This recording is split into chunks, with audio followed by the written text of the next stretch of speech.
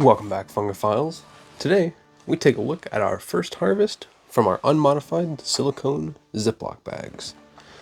We have some blue oysters, which have fruited pretty wonderfully, but we're going to be harvesting them, eating them later, and letting them flush a second time.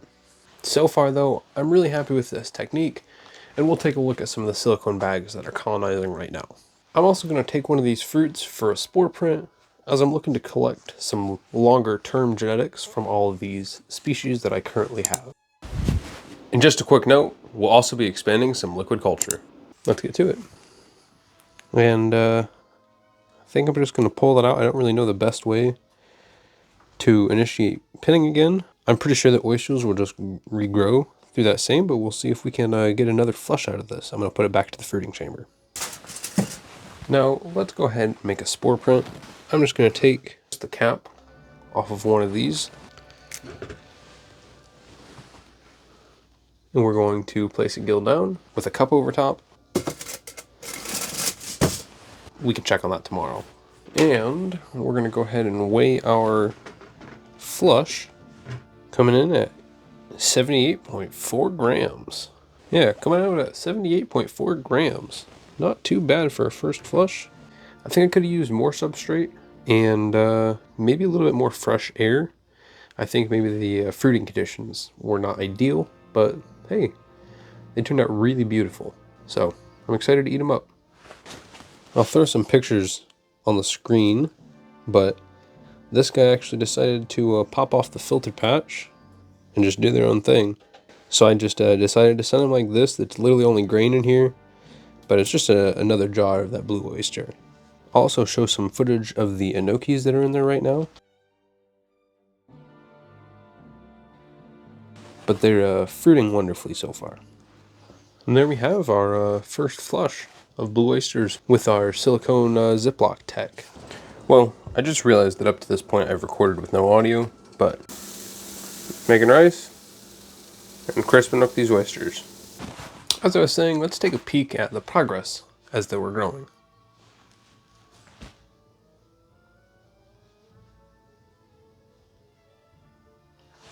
And check out these enokis too.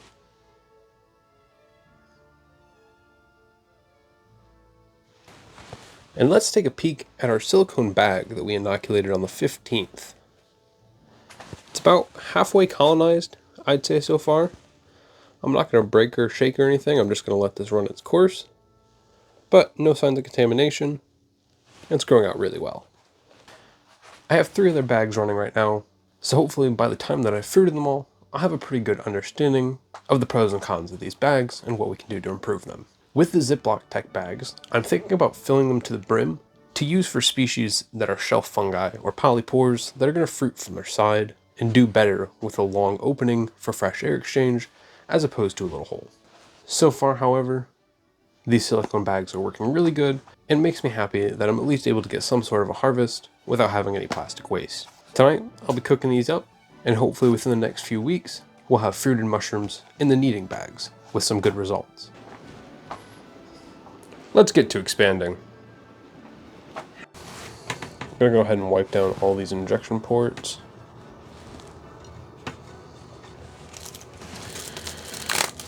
Now this portion will be pretty straightforward. We're just going to take a new syringe. We're going to shake this up first. You can see just how matted up that mycelium is. But we're going to revive this, give it a new jar to grow out in.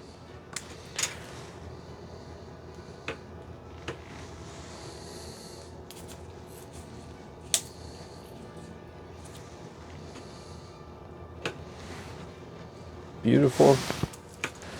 This is our enoki.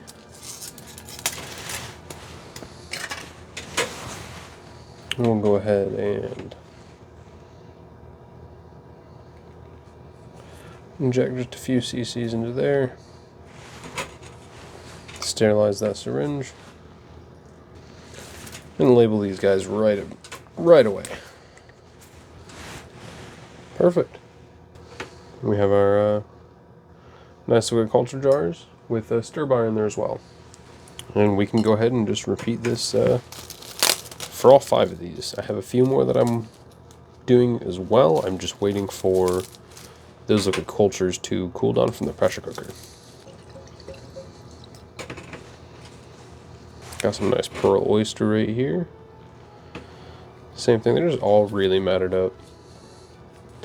Not exactly what we want. Alright, this pearl oyster, let's go ahead and get that in there. That's our second one done. Let's move on to this pink oyster. Likewise, I just shake them up, try and break up that mycelium mat. Try and sneak it around that as well. We don't really want to clog up our syringe when we're trying to get some mycelium in there.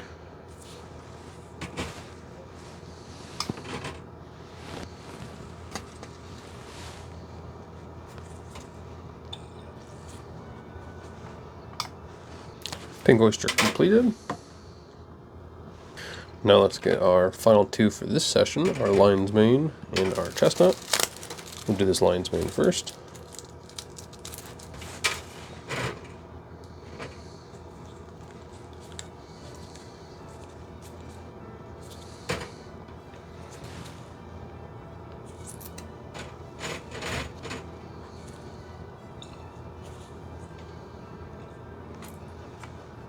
And our lion's mane liquid culture expanded.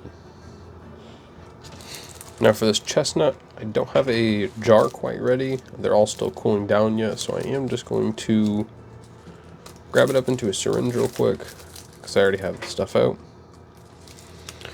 Just so I can come back and inoculate a new jar when we're done. Shake it up real quick.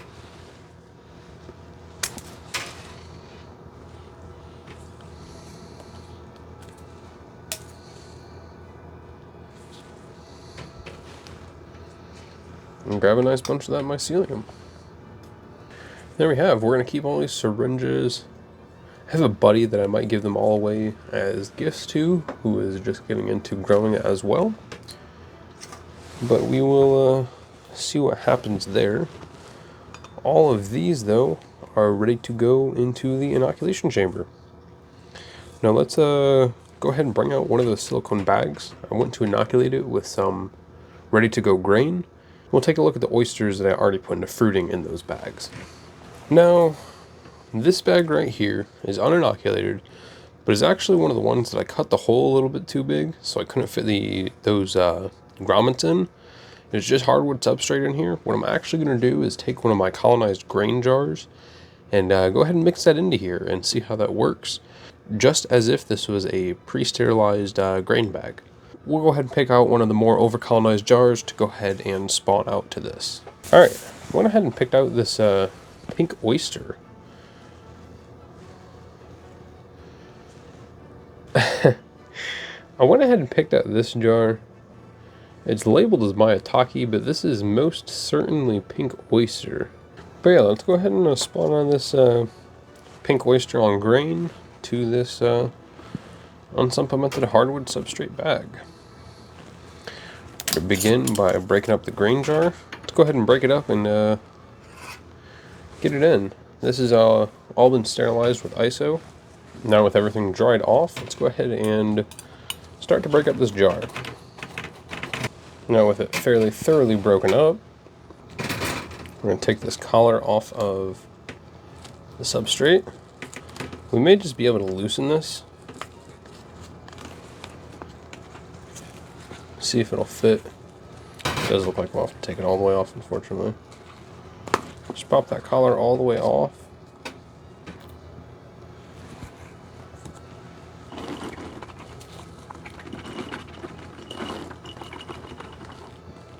Then we'll get that collar back on there, and we can start to massage everything in.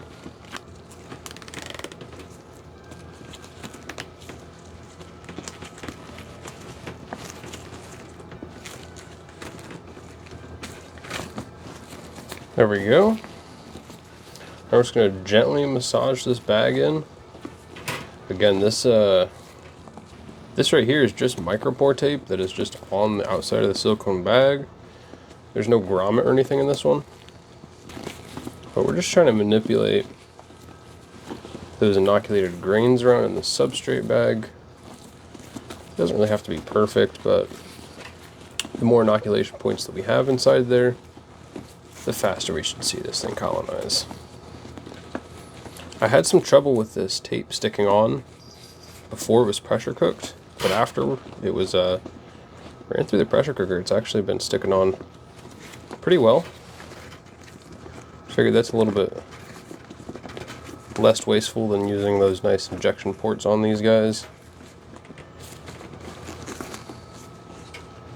Yeah, that's about as mixed as I really care to get it right now. I'm just going to kind of compress this back down into a log.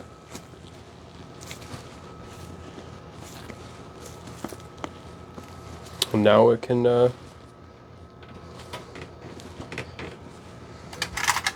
be labeled and sent off to incubate.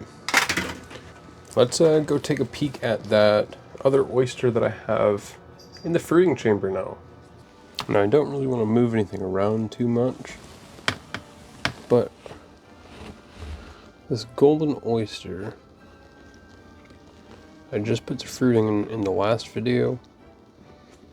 I've removed both the ports, but I think what I may end up need to do is open up the bag and just top fruit it like a standard bag.